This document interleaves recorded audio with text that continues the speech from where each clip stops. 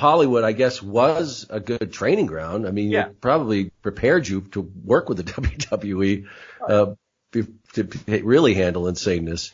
But like you said, you just kept applying and applying and applying, and finally they said, all right, we'll give you a look. Yeah, it sure didn't hurt to have a credit with friends. It's like, I remember meeting Stephanie, and she's like, and at the time they had kind of burnt out on Hollywood writers. And I remember, a couple of famous stand-ups had been there, and, I had to kind of earn my stripes at the time. And, I got kind of linked up with Paul Heyman very quickly there. And, I learned under him and then worked with Bruce. And, I was on the plane, and like, I say this in jest now, but I would have paid to have that opportunity to learn from Vince. And obviously you spent probably more time with Vince. Like, he is so, as much as people think he's out of touch, he is so in touch with understanding a lot of human emotion that I think at times he gets bored with it because he's been executing the same type of genre for so long that, it's almost instinctual for him. But, to have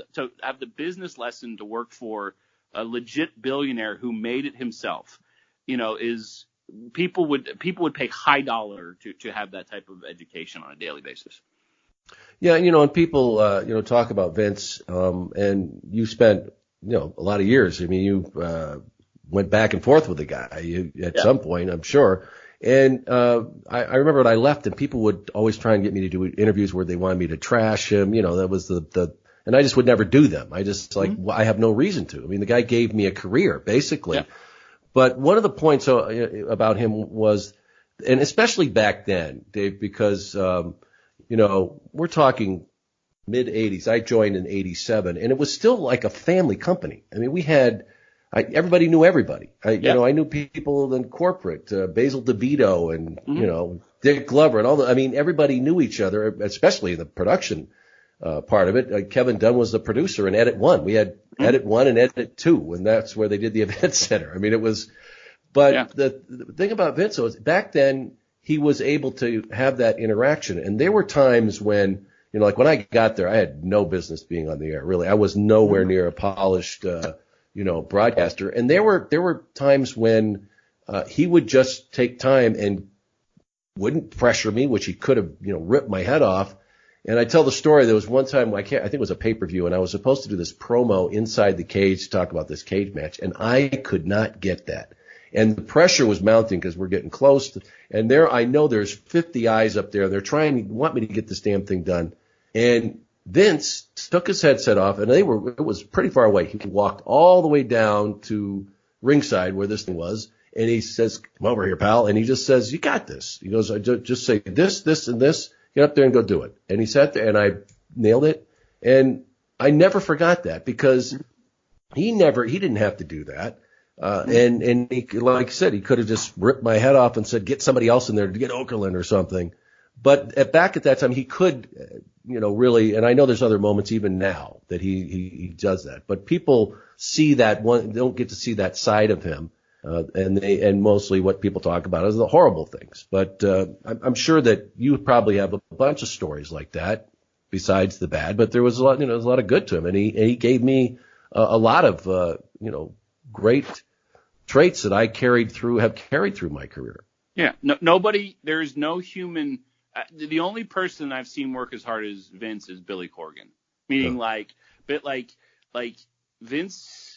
Like, it's not like he's often, and I've worked for various different people at various different levels, and, he's committed to that business. He can do whatever he wants with it. And guess what? As an audience, you can decide to watch it or not. And, it's, weird. I feel like at times some fans feel hostage to them. Like, if they don't like it, then stop watching it. Like the show Empire. I loved the first 7 episodes. And then it sort of jumped the shark when they realized they had a hit on their hand because the contrivance of Empire was that the lead character was dying and was going to die within a year. So I think they didn't think the show was going to be successful, so that the hook. But you can tell. Now what do we do? Yeah, but now they figured out, oh crap, the show's going to be successful. So I remember when they pulled out of he got cured, and I'm like, well, okay, I'm done. Okay, I get why they're doing it, but I started to not like the show. Guess what I did? I stopped watching it. I didn't go on message boards and just be like it didn't appeal to me anymore. And in a world where literally you can open up YouTube or Google and search anything and have infinite content for the rest of your life and never pay $1 for it. But, you might have to watch an ad or two. Like, to me, that's such a fascinating approach to thing. And Vince built it. If he wants to have whatever happened weekly on that show, it's his business. And my job, it was the Paul Heyman, just one more volley. I would speak my mind, have a discussion, but when he would say, no, this is what we're doing, okay, I spoke my mind. It's his dollar. That's what I said. Like, when you work for somebody else's dollar, that's all you can do. It's ultimately his choice on what happens, and I think it's so I think it's really just I respect him so much because he built it. And I remember having a breakfast with him. It was in Edmonton, and it was just him and I, and he told me about all the businesses he had prior that failed. The construction business, he sold Dixie cups, to Dairy Queens for a while, and what he went through. And I understand how hard he fought to keep it. Because think about it. He's fought now. This is his third war, and he's worked his whole life for this. This is his legacy. He is trying to be the Walt Disney of pro wrestling, and he's done so much more. And, I don't think his final act has been written yet. Yeah. Well, XFL's coming back too.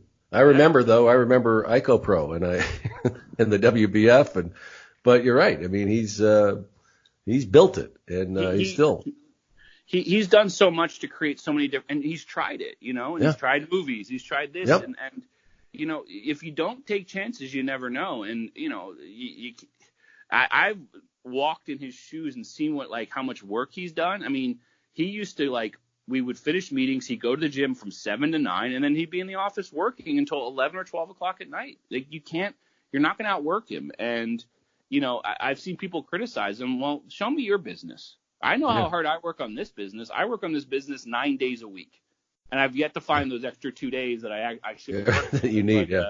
It's, this is a business that you run is a 9-day-a-week business, and you have to find the time to make it work if you really want it. If you want to work for somebody else, there are plenty of people that will hire you to do many jobs that you may not enjoy. So that's how we approach it. Yeah. So you get in what, 99, late 99? I got in. I started there February of 2002. So okay. I thought it was really Brian Gewirtz got in I think he started in 99, and then Ed Koski, who's still there, got in 2000. So. We're the 3 old men of the group. So, and you got hired by Stephanie. Yes.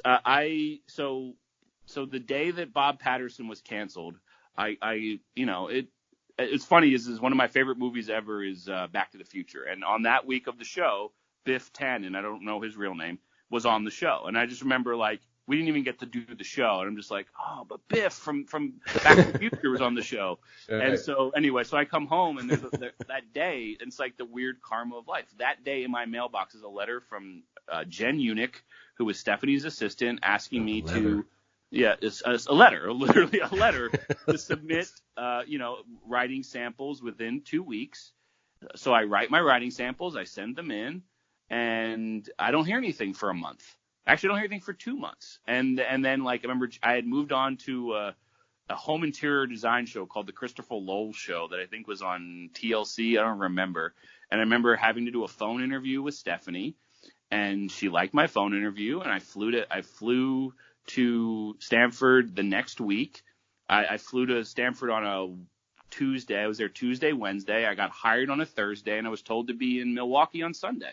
Literally, I had 2 days to uproot my life for a 3-month trial, and I was there 6 years. And so, I remember meeting Stephanie, and I understand her charisma, and she used to get a really bad rap, but, she knows how to talk to people, and she's a real good judge of character, and, I loved working for her.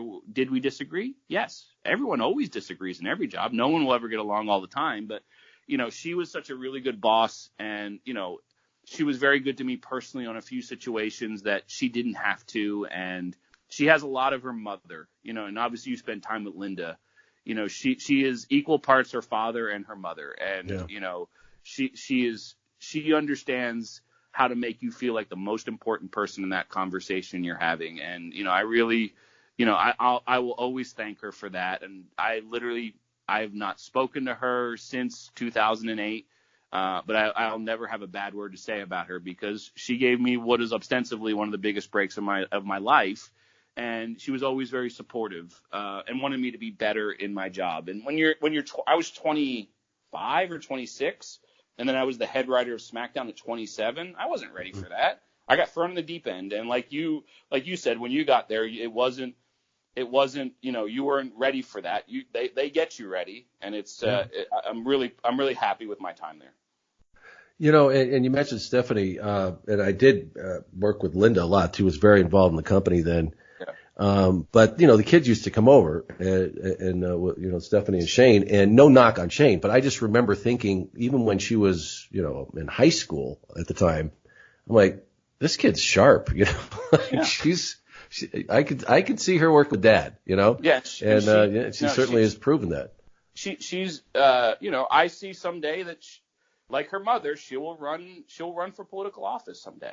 Yeah. She is, I think she's 2 or 3 years younger than I am. So she's her very early 40s, a mother, I think, of 3 daughters, and, has worked in successful businesses, and, she's a great brand ambassador, and she's a very unique human. And, like I said, Vince's final act hasn't been written. She's just about to start whatever the next journey of her life would be. She's still in WWE. I'm not saying she's leaving the company, but she obviously has the skill set to do a lot in this world.